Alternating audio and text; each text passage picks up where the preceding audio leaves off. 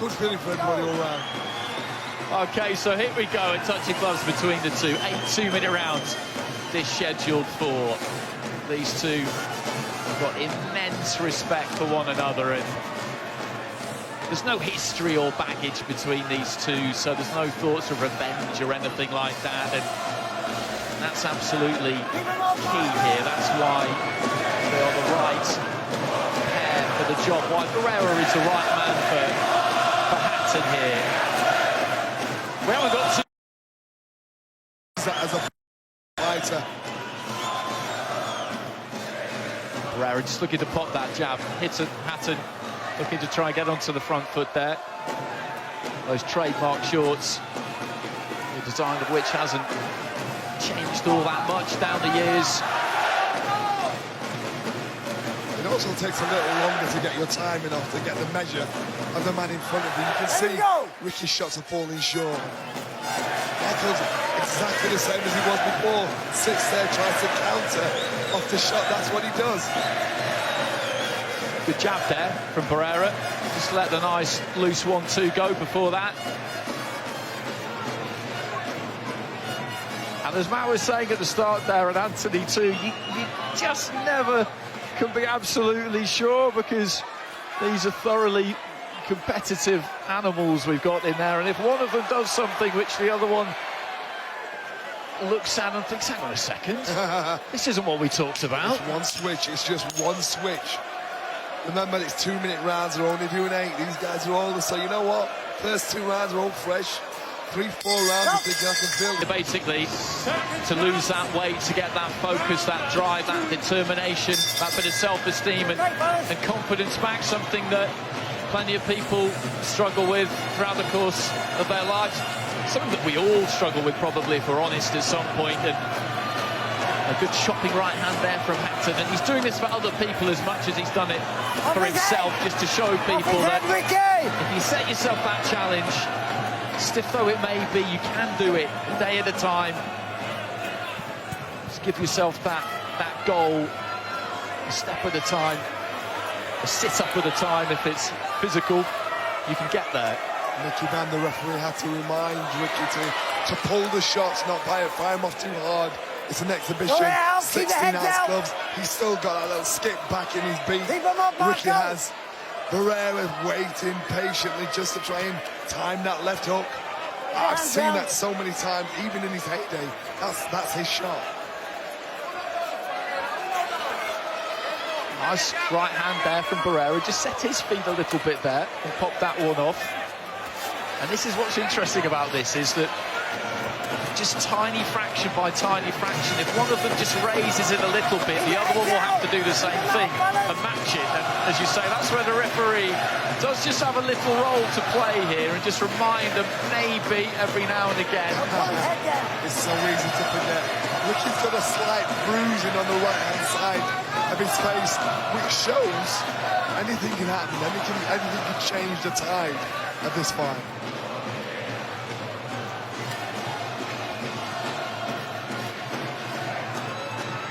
Good work there from Hatton.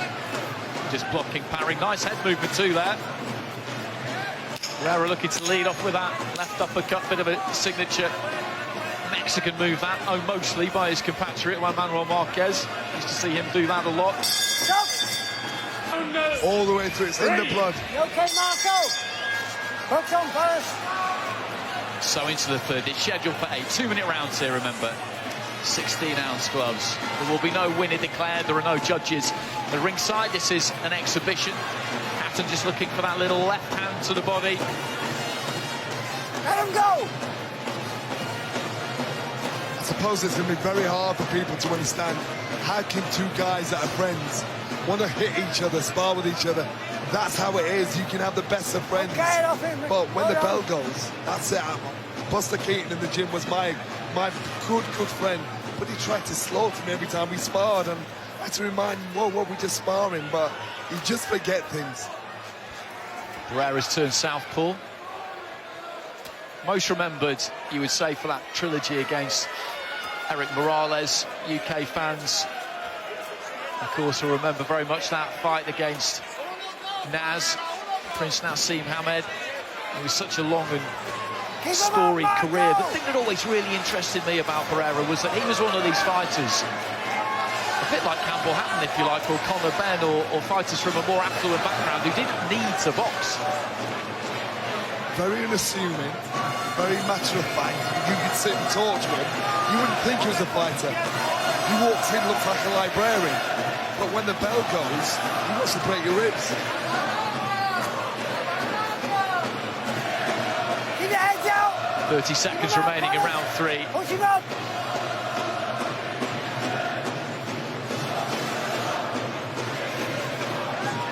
Barrera just trying to shovel that little left hand in there underneath as Hatton came forward. It must be so tempting just to pull it back. Think, shall I just sneak one in? I'm watching, thinking, well, just one little dig. It's just, you can't help it. Let him go. Watch your head, Marco. Go down, So Mickey Van just having a... Off we go.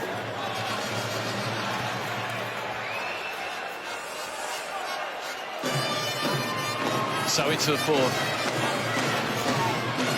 Hatton just letting that right hand go. There are so many things you remember about the career. What I remember most vividly myself, everybody will have different things, but it was just a build-up to that Mayweather fight, the way that everybody just got so behind it 24/7. I was absolutely addicted to that.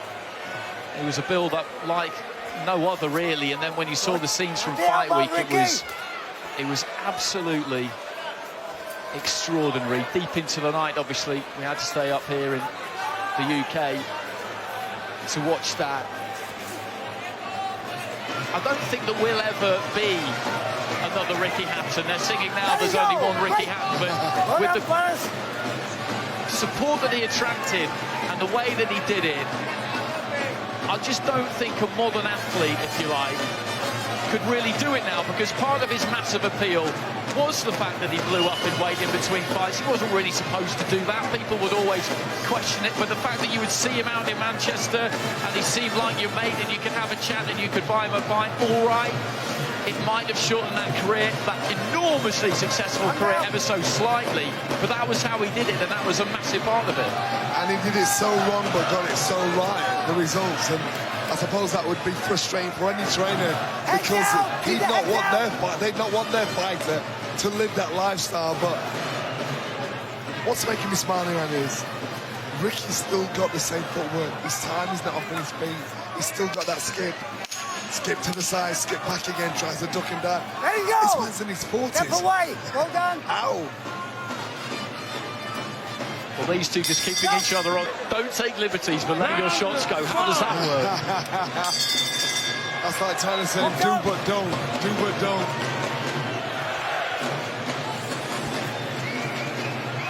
So into the second half, round 5. I don't think I really need to say it, but Ricky Hatton in the light blue and white, and he did let his hands go there, just set his feet a bit, put some heat onto that right hand. Barrera turns into the southpaw, one up the centre. Mickey Van keeping a close eye just in case this gets out of hand. But the shots are still there, the signature shots that both fighters threw in their day. He's still there. The power might not be, the speed might not be, but that shot, you remember these shots.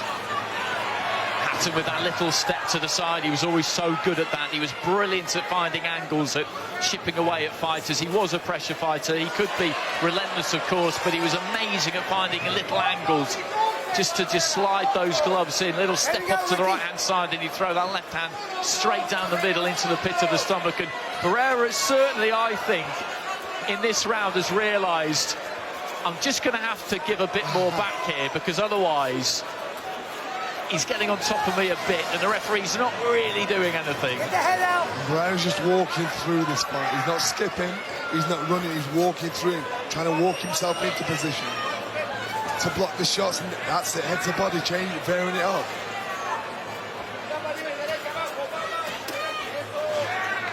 Nice right hand there from Barrera. As the band just picks up the pace again.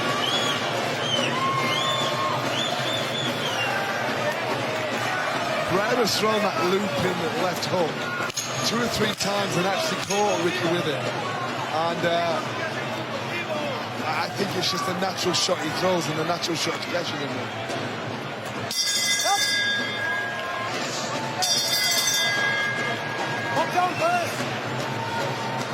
Just shows the respect these fighters have for Ricky and Barrera. Yeah, these are two supersonic performers. There's no other way to describe them. It's unfortunately the way of the modern world a little bit to try and be revisionist and look back on people's careers and pick holes. And people have tried to do that with Ricky Hatton at times and basically criticise him because he couldn't beat Mayweather or Pacquiao. I mean, if that's cause for criticism, then there's no hope for any of us. But it was an absolutely stellar career, there's no question about it. In beating Costas Yu, he established himself as being the #1 fighter in his weight division on the planet, and you can't really do any better than that. I've met a lot of people who claim to have been here that night. I believe that you were here, but I think there's at least 100,000 people who claim to have been at that fight. And what a night it was, what a night it was. Very loud. There wasn't a seat. There was standing room only. Let him go, Marco.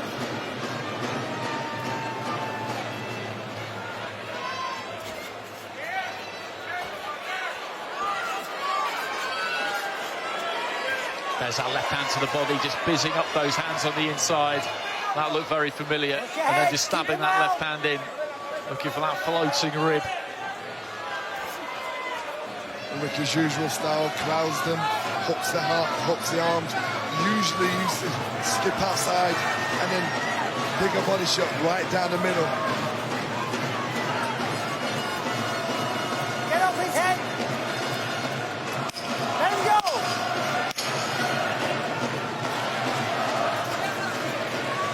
Nice right hand there from Hatton.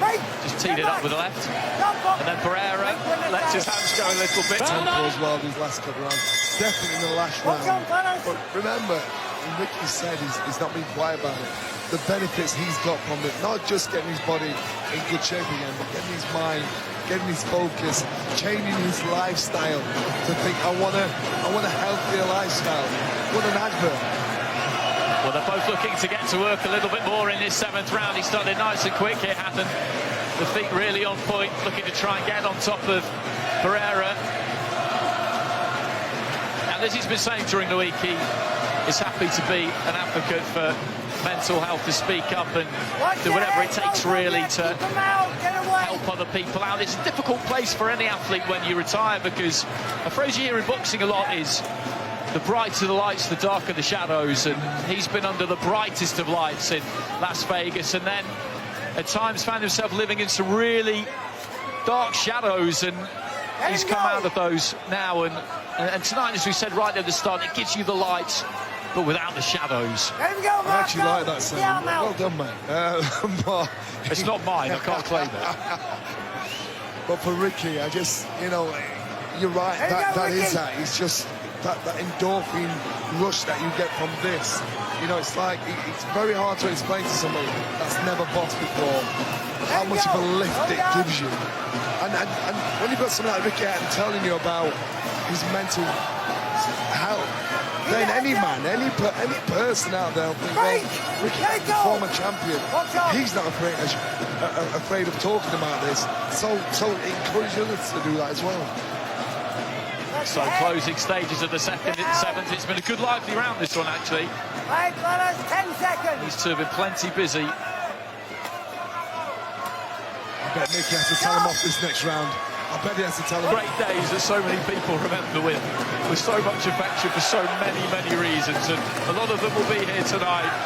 Thousands went, tens of thousands went to Las Vegas. They dragged the MGM ground dry. It's often told tale, but it's true. And if you speak to Americans, they still can't quite believe it. They still can't quite believe it. I remember being in the studio getting calls from friends out there asking me if I could get them tickets, and they were out there and we were in London, and that's how much, how popular it was, how they drank Vegas dry. Nice right hand from Hatton there. Right, That was a decent little shot. Barrera gives him a left on the inside himself. Hatton looking for a big ripping uppercut there.